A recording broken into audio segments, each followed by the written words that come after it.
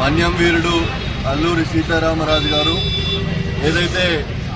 British కాలంలోనే ఒక అడవి యోధుడు అనుకుంటే ఒక తుపాకీని కూడా ఒక విల్లుతోనే ఎట్లా గడగడలాడించగలుగుతాడు,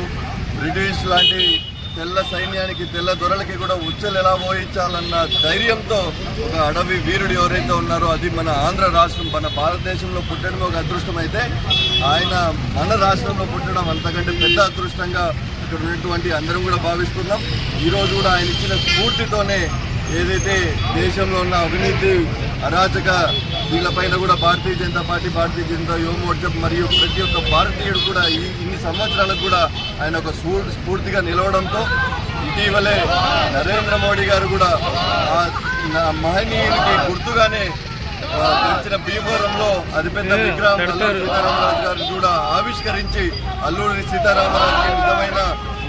ఘన నివాళి భారతీయ జనతా పార్టీ తరఫున దేశ ప్రజల తరఫున నరేంద్ర మోడీ గారు ఇటీవల కూడా